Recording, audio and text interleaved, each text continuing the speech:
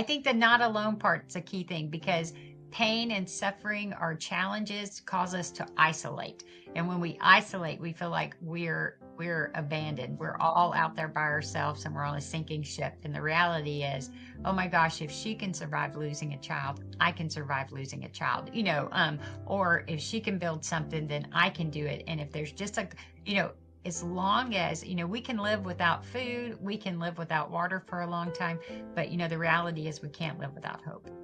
And as soon as we don't have hope, we die inside. And that is what sharing stories allows us to do, is to give a glimmer of hope to that person. So that's been cool.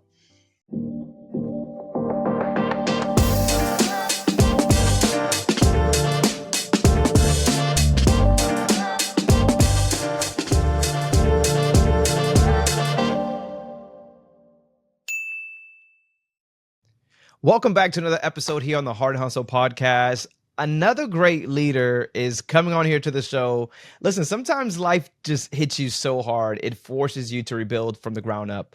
But what if that pain becomes the blueprint to your actual purpose? Today's guest didn't just bounce back, she built something eternal. Debbie Simmons is the CEO of Anchor Point, a ministry reshaping lives through healing, adoption, and innovation. Her story isn't just powerful, it's a masterclass in legacy. Debbie, welcome to the Hart Hustle podcast. How are you doing today? I'm great. Good to be here. Listen, I'm so excited when we had our discovery call to get to know more about you. You were just so excited and you were just telling me so much. It could have really been a podcast on its own. And I really want to kind of start off with how you've turned one of life's deepest heartbreaks into something truly impactful. Can you kind of take us back to that moment that when everything changed for you, and what sparked the idea of then creating Anchor Point? Sure. Yeah, it's been a long journey, but it's been a good one. But I would tell you the short version of that story is that all of my life I wanted to be a young grandma and tried to convince my husband to get married early, before we get out of college. He said no, so we had to wait. But once we tried to get pregnant, we had a whole lot of trouble, and then eventually we were able to get pregnant, and we thought we were pregnant with twins, which was awesome because I thought I'll just do them faster. I'll have two at a time. Yeah.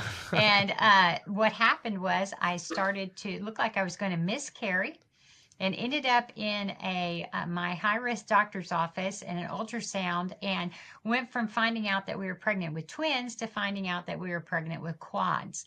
Oh my And God. that in itself started this journey of, oh my gosh, how do I make it to the next day and the next day and the next day?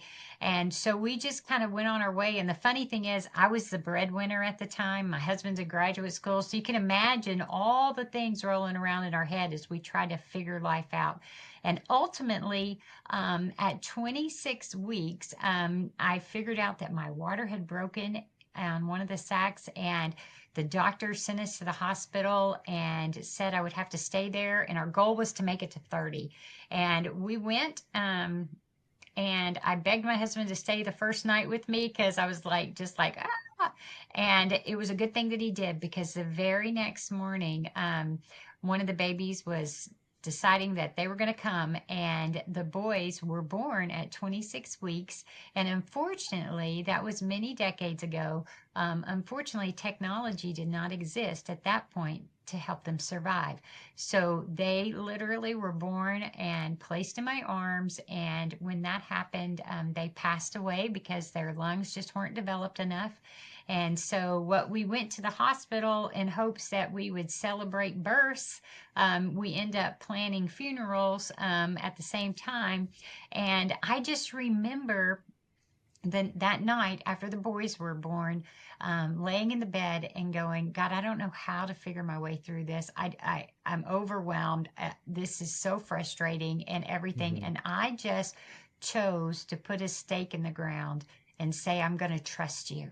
I'm going to Mhm. trust that you're going to fill this heart of mine with love for children. You're going to give me children one day. You're going to show me how to make my way through this. But what I found for most of us is kind of this, why question that comes up. And that was my deal. I had to figure out if I was going to hold on to this why question, or if I was going to change and ask God to show me my way Mhm. through. And so ultimately, that stake stayed in the ground. Oh, I don't know, maybe 5 seconds. And then I was back to, oh, woe was me. And then maybe I made it 10 seconds, then a minute, and on and on. But ultimately, the questions that God wanted me to ask were not why, but how do I survive? And then He taught me the next best step. What's the Mhm. next thing and the next thing and the next thing? And then the question became, okay, how do I thrive in this situation? I've kind of figured out survival, but I don't want to be 30 years down the road and still kind of stuck. I want you to make something good of my story. And so ultimately, I started asking that how do I survive question? And then how do Yeah. I thrive? And when I started asking that question, that's a great space that God can work in our lives and begin to change us. And He began to redeem that story for me. And that story includes ultimately adopting. And then after adopting, God challenged us and put a seed in my heart to say, hey, what about building something bigger that can outlast you? And so this concept for anchor point kind of came into being. And I was like, no, no, no, no, no, no, that's a lot of work. But he just kept on and, he just wouldn't relent. And finally, I just said, Mhm. okay, I'll do it. I'll do it.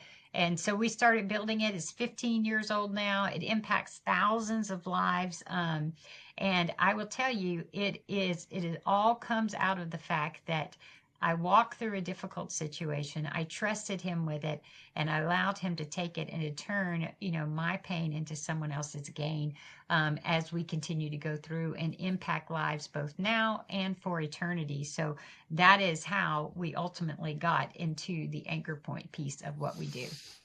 Man, a lot, and I love how you were able to shift the question from why me, but how do I get through this? Hmm. Right? That's the Yeah. answer I really wanted to know. Not so much why me. There had to be something greater, and Hmm. that's just kind of how you were, kind of Yeah. coping with it at that moment. I can only imagine that it was a tragedy.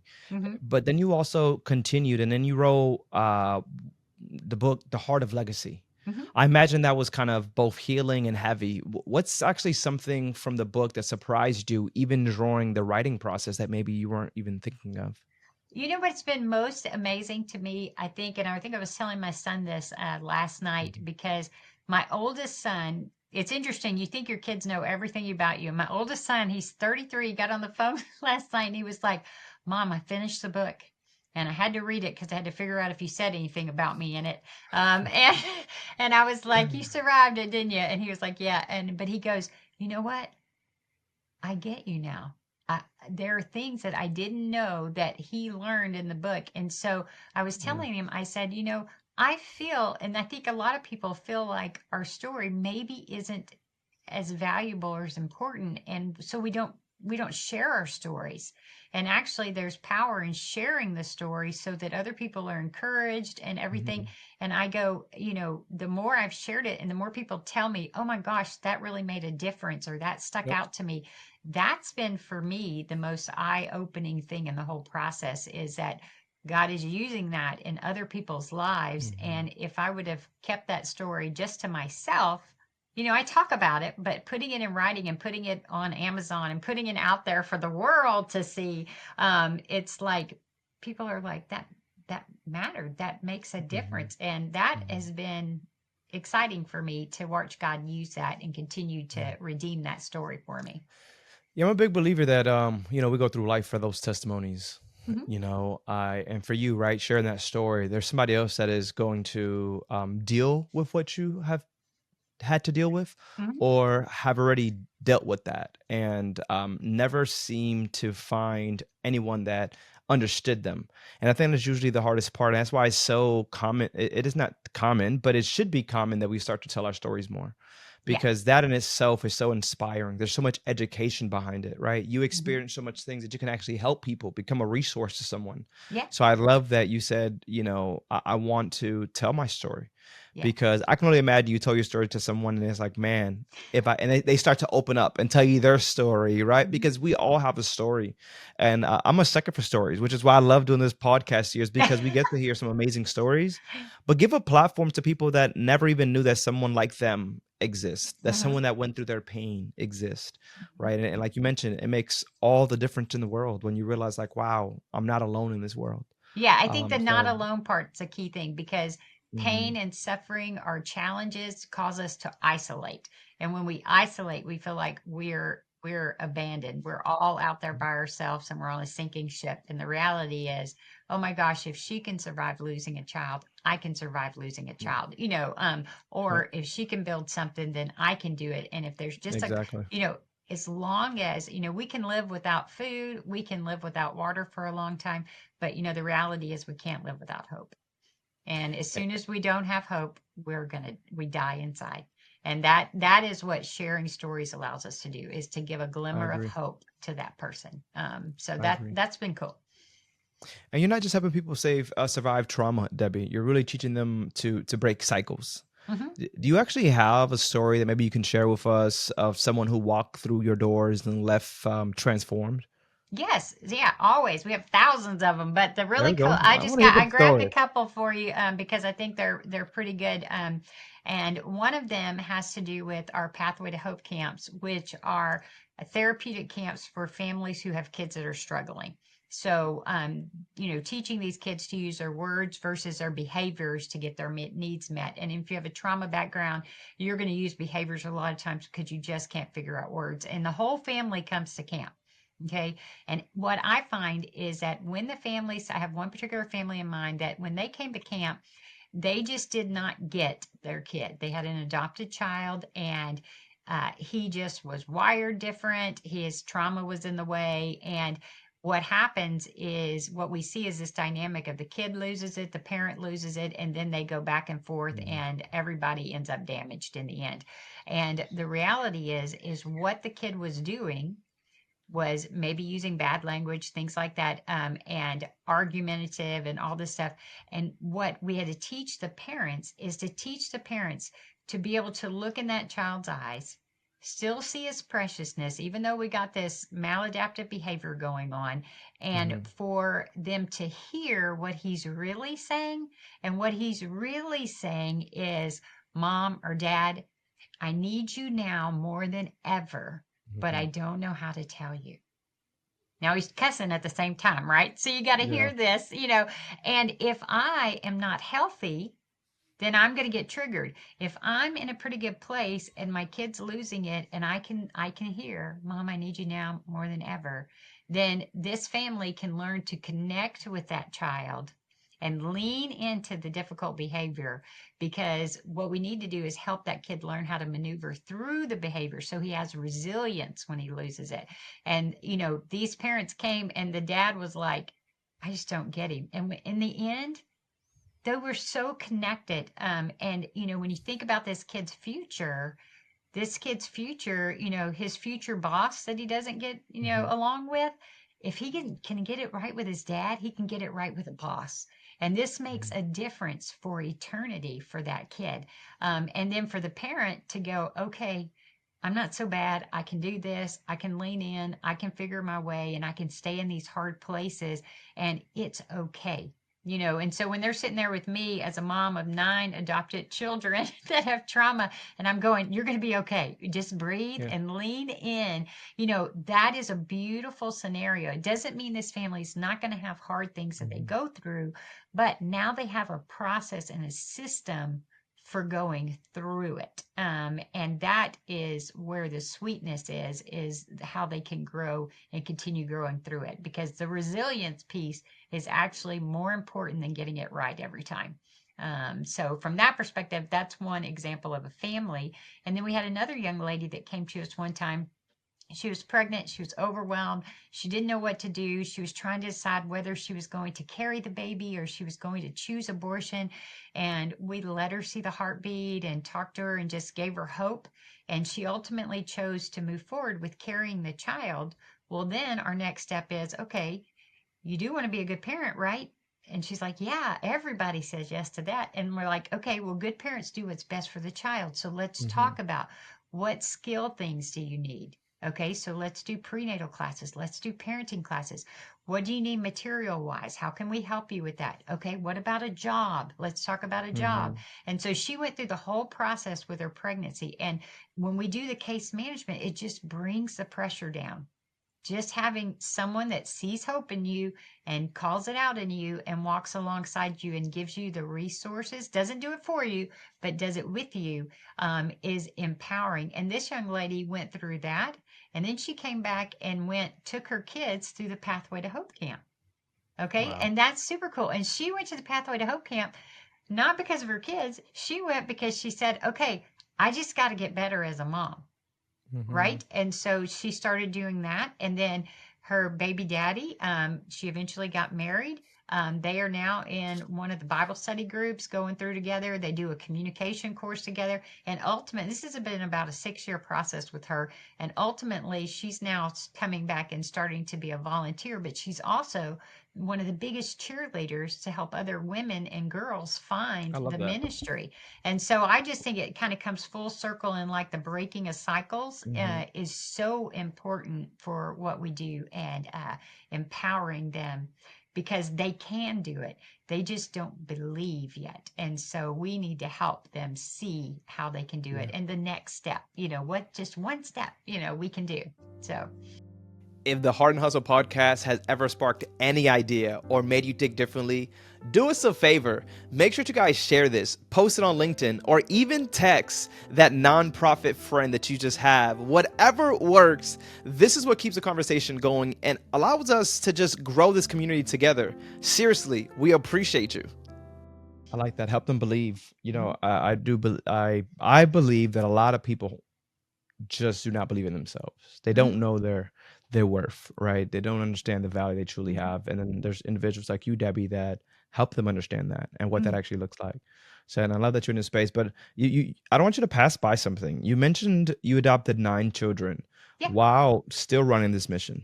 I yeah. really got to ask, what fueled that decision, and what did it teach you about love and leadership? Two things that I feel are prominent in what you're doing today. Yeah, okay, that's a good question because after we lost the boys, we went through a series of trying to figure out what was next. And for me, Hmm. losing the boys was this stake in the ground that said I wanted to be about eternity and I wanted to be about significance. Because at that point, I was an engineer at Exxon and I loved Hmm. my job. Tanks, pumps, made sure you had gasoline at the gas station, all those good things. It was very fulfilling, but it wasn't eternal. And everything when you go through a loss like that is now it becomes about significance. And my time here is so short that I want to make sure that I'm doing the things that are right. So it realigned my priorities in a lot of ways, caused me to walk away from that, go and get a ministry degree and some other things that God called me to do. But after we had I had graduated from my master's program. I was looking at my husband. I'm like, I still want to be a young grandma. And so we got to figure this out, right? Hmm. And I was like, do you want to try and get pregnant again? Do you want to maybe consider adoption? We'd never really talked about it. And we sat down, and when our conversation ended up being, we could literally spend thousands and thousands of dollars and try and have a baby, or we could spend thousands and thousands of dollars on children that need loving homes and end up with children. And so our eyes were open to that option. And we didn't Hmm. really know what we were doing when we first entered into that season. But we sat down, there was questions like, okay, can I love someone if they're not my blood? Mm. And I was like, I think so. But then what dawned on me is, I really love my husband and he ain't my blood. Yeah, yeah. And so I'm like going, okay, God can probably work that out. And so we Mm. went through that. And then, like, if we would look at different races or ethnicities and stuff like that, we would be open to multiple children or single children. And we just started going through the process. And we just were really open and said, hey, we will take multiple children, we'll take any races, we'll deal with a lot of issues that these children may have. And we just said, we're going to go for it. And lo and behold, God placed in our arms 5 children, 6, 7, 8, 9, and 10 at the time. A basketball team is what we call it. And there's a lot of cool learnings. One is, oh my gosh, that's a lot of kids to move in your house at one time. Yeah. And we had been married maybe 11 or 12 years, and we were very set in our ways. And I remember Big change, big yeah, I change. remember the first day they were there, and they like to play together. So, they have their whole basketball team. So they're playing. And the youngest one comes in and he says, he's standing right in front of me and he looks up in my face and I'm like, okay. And he's like, what's for dinner?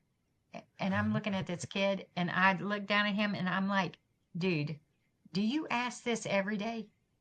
I said, because I am sorely unprepared.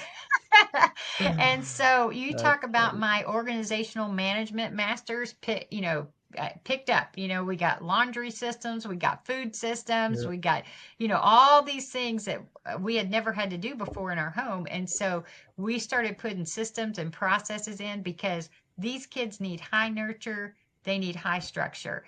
Mhm. And both of them need to work together. I think we ate on paper plates the first 6 months of our new lives together because I just couldn't do all the dishes. But we figured it It's a out. lot. Yeah, but I would like to always say a lot of the things always went through my home.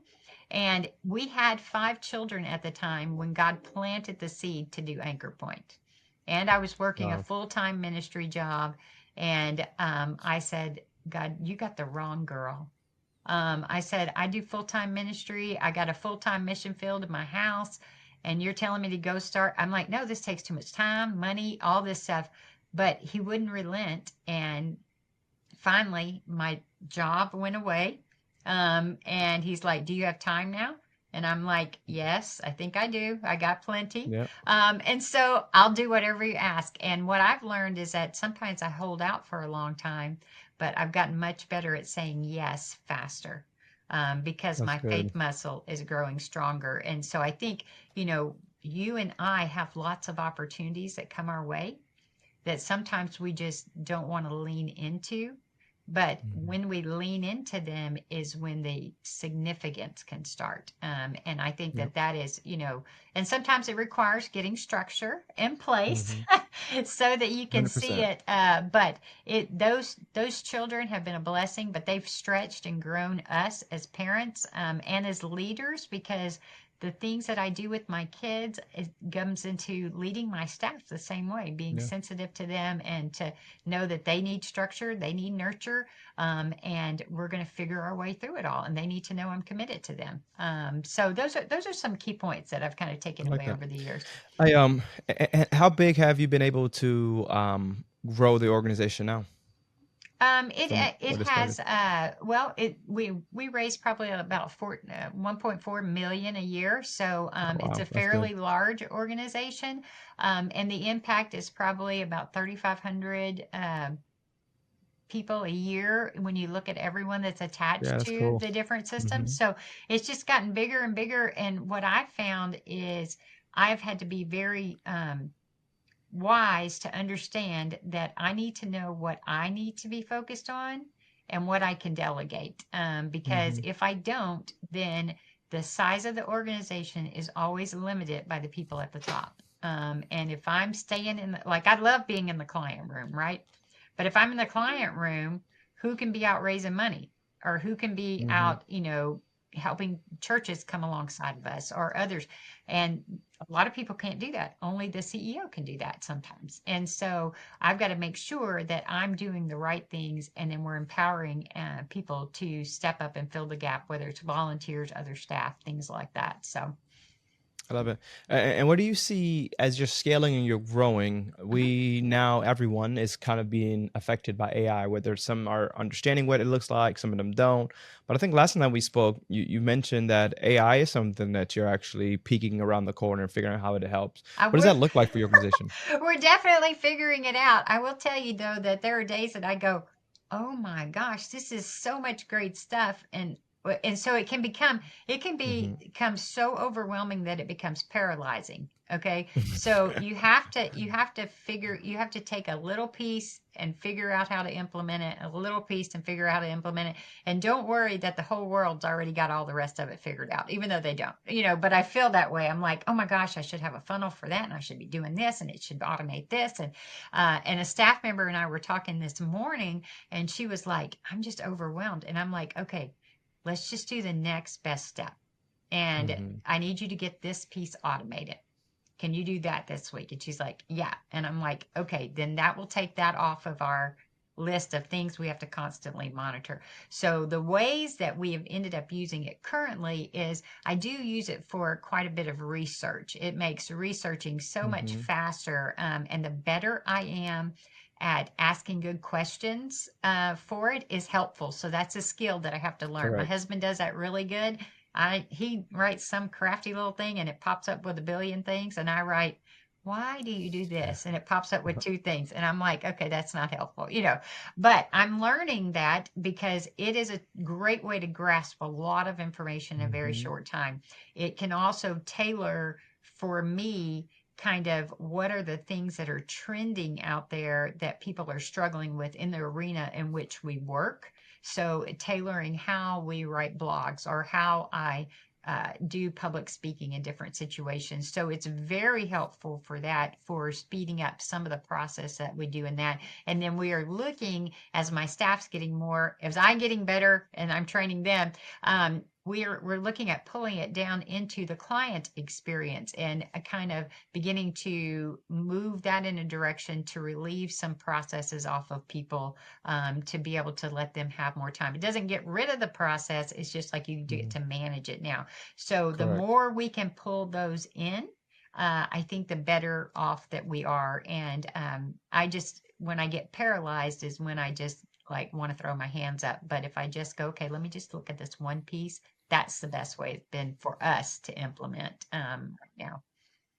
Yeah, some really cool AI tools, and I'm happy that you're actually at least on board of like, hey, I know it's good.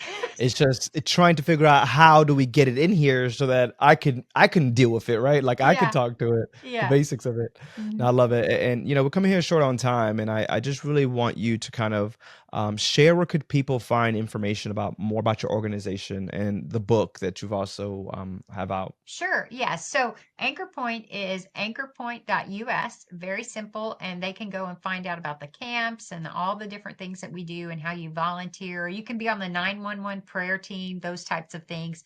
Or there's a 30-day prayer guide if you like to pray for the ministry. So there's definitely ways there. And then you can also, and it will connect you to all our social media tags. So Love Facebook, it. Instagram. I don't know what all they have. I'm like, okay, that's another place where it will paralyze me. And then for me, for speaking and the book, The Heart of Legacy, it is thedebbie.simmons.com. And it connects you with all the handles that I have there.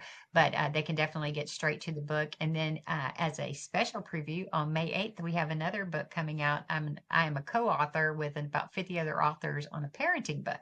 So it's the perfect imperfect family. Or so So amazing. yeah, so that'll be So cool. good. So I lead you with the blind question. This is always for every leader that comes on to the Heart and Hustle podcast. And I ask you, have you done so much to help others heal and lead? But if you had a conversation with the younger Debbie self right now after your loss, what's one sentence you would say to her? One sentence. Okay. I think here's what I would say. I would say trust God above everything. And then there are no worries if you get that right. I love that. Yeah. I love that. Yeah, that was so good. Um, Now for the next leader that decides to join the Heart and Hustle podcast and have a conversation. What is your blind question to them? Okay. So my question was actually the question you asked me. So I'm coming up with one cold now, but that's all right. What I would say is for a leader, what I would want to know is what I think ultimately helps us be successful in ministry, work, and everything like that is what are you doing to take care of yourself so that you can be available for others. Oh, that's a good one. Yeah. Okay. I like that one, Debbie, right on the Mhm. spot. That's Mhm. good. Well, I mean, it's the big thing God's been teaching me now is, Yeah.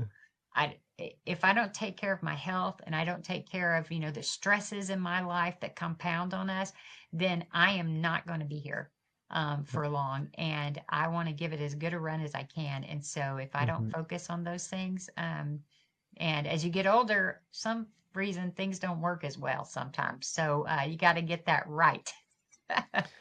Debbie, I truly appreciate your time. I Mhm, appreciate everything that you're doing, just for everyone. I mean, from the kids that you adopted mhm, and you created a home and a safe place for them. You know, mhm. we shared that adoption story Yeah. and we talked about it a little bit. So I commend you on something like that. But even on what you're doing for those that you never had any relationship with, but Mhm, still pouring into, mhm. right? And sharing that faith story and what it looks like to be a leader and sharing your journey, which is to me, a lot of people don't do enough of, and Mhm. that in itself changes the world. So, thank you so much for what you're doing and for taking the time to really pour into us to allow me to ask you questions. It's Yeah. never easy to be in the hot seat and answer all these questions, but it's definitely been amazing, and I can't wait to see what you do 3, 5 years from now. There's more books, there's more people, right? Yeah.